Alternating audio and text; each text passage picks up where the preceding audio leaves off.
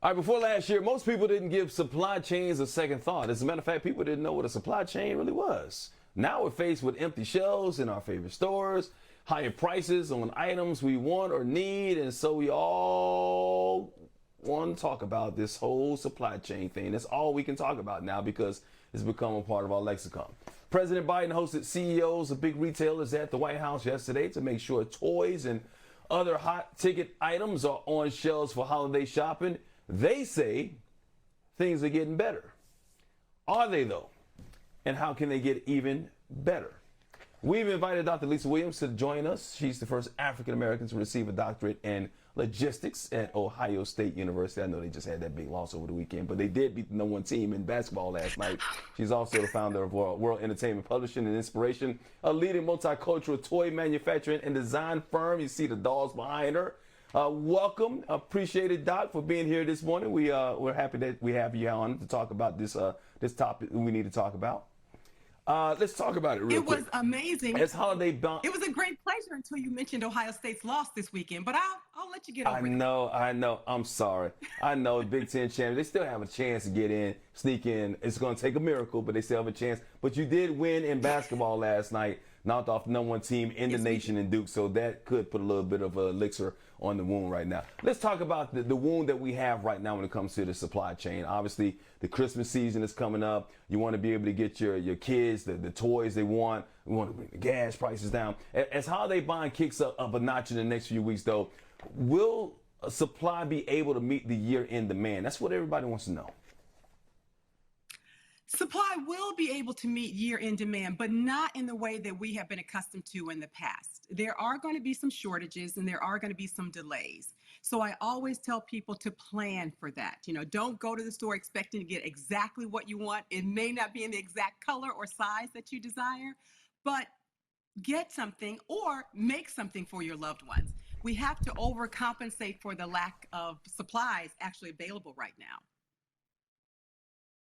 But here's the thing. Consumers getting frustrated. I understand why they're getting frustrated, because you buy something these days, especially when you're on Amazon or some of these other websites, you want to kind of you got Amazon Prime. I want my stuff right away. You're used to getting it right away. So now some of these cargo ships are bypassing some of these smaller ports. Do you think that will actually help a little bit? Absolutely. That will certainly help. I mean, things are starting to get a little bit better, and I do believe that they will continue to get better. I think over the next 8 to 12 months, we're going to start to see an easing of the challenges we're seeing in the supply chain. But there are a few things that have to happen before we actually are going to see product on the shelf more plentiful. First of all, we always think that the supply chain is either working or it isn't based upon what we see on the shelf. That's not incredibly or not totally accurate. The truth of the matter is the supply chain is like a snake, and products move through this snake and ultimately gets to the shelf. What we see is the end result. To make sure that the items actually arrive at the shelf, we have to go back several cycles. And right now, what we're seeing is having an impact, of course, is the pandemic, and some countries having a zero policy on the pandemic, and then a shortage of employees. We had the great resignation where people were resigning from their positions not too long ago. And that's having an impact because we're seeing a shortage of truckers, warehouse workers, people at the dock. All of that shortages is what we're seeing ultimately showing up at the shelves. Yeah, so basically, in other words, if you can get down to those ports, just go to the ship and say, hey, that's my package over there. That's my toy. I know it came from China or whatever, but can you please get that off the ship? You just don't have the workers to be able to take it off the ship and ship it to your house the way you're used to. Look, it ain't just toys. We're talking about alcohol, which, of course, a lot of people need around this time of year, especially when you had to get up early in the morning. Aluminum products. We're talking about, I saw this report yesterday where this lady bought so many pairs of shoes, and she's not used to buying this many pairs of shoes because she needs to hoard these shoes because she's afraid that she won't be able to have enough demand around Christmas. Will we see more of that, and will we see more price gouging? I was getting ready to say, you are probably going to see more price gouging, and you're going to see people hoarding, and all of that does what?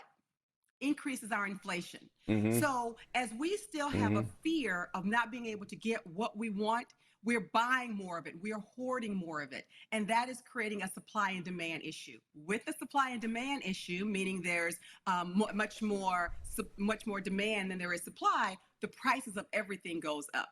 So until consumers, you and I, become more confident with the supply chain and it being able to be rectified in a relatively reasonable short of time, until we see that, you're going to see hoarding and you're going to see pricing and inflation continue to rise. Dr. Lisa Williams, here's the thing. I want to be confident. How can I be confident if nothing's more like, because we're still going through this pandemic. We still have a lot of people that are out of work, that don't want to work. They're starting their own businesses, so they're not on these trucking companies or these shipping companies or whatever. So how can we get the snake, as you said, how can we get this snake slithering again? Well, again, it's going to have to be primed, right? And, I hate to say Mm-hmm. it, but until we get the pandemic under control, everything else is going to fall secondary to that. So, like I said, Mm-hmm. for example, we ship a good deal of our products from Asia for our dolls.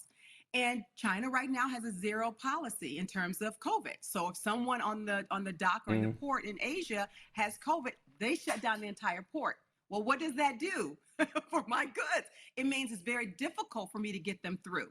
Then when I get them to the US, there is a shortage of employees. There's a shortage of truckers, warehouse workers, et cetera, as I said. So that means I can't even get the product once it arrives.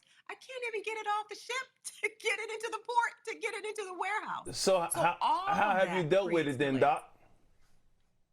How have We you have dealt with dealt it? with it by You as bringing a in, small business owner. we bringing in inventory Mm-hmm. early to try to help with that. And we Mm-hmm. bring in extra inventory absolutely in every case that we can. That's what we're having to do, is to bring it in early. And in going back to your earlier example, a little bit we're hoarding in the sense that we're bringing in inventory a little more than we would need, and we're holding it here in the United Mm-hmm. States. So then as demand spikes and continues to rise, we will have that inventory available to fulfill our retailers' needs. Is it harder because we had the CEOs of the major stores go meet with the president yesterday? Is it hard? It has to be harder for the smaller businesses during this time, right? So what advice would you give them? It is more, everything is more challenging for the smaller suppliers, right? It's like if they sneeze, we get the Mm-hmm. flu, right? It's much Mm-hmm. tougher. It Mm-hmm. takes creativity, and it also takes re-examining your supply chain. So in our case, for example, we do ship a good deal of our products, as I said, from Asia. But because of the supply chain challenges, we are now having to find other suppliers that are closer to the United States. So we have Mm. some suppliers now in Colombia, for example, which enables us to ship product here to US on a shorter time frame. And those ports are not as congested as they are, say, coming into from Asia into the Long Beach port. By the way, I'm gonna let you go. We appreciate your time, Dr. Lisa Williams. But before we let you go, those dolls are beautiful. By the way, I know you're getting more for your inventory. I know you're not hoarding the prices. You're not gonna gouge on the prices. So maybe get a little discount, B&C discount, because we have a special guy that's on our show that no, you don't usually give a doll to a guy, but he's a very secure man. You know what I mean? Would you happen to have a nice doll for a man that's about to be 50 years old, balding a little bit, something that for his birthday? Well, let me tell you this. We have dolls for boys and girls. And so we have what we call There you action go. figures. I'm Uh-huh. trying to find the camera. Oh, action figures for And there it boys. is. I like that. So it's all designed. You see, Actually, he I has like vests that. with his glasses and goatee.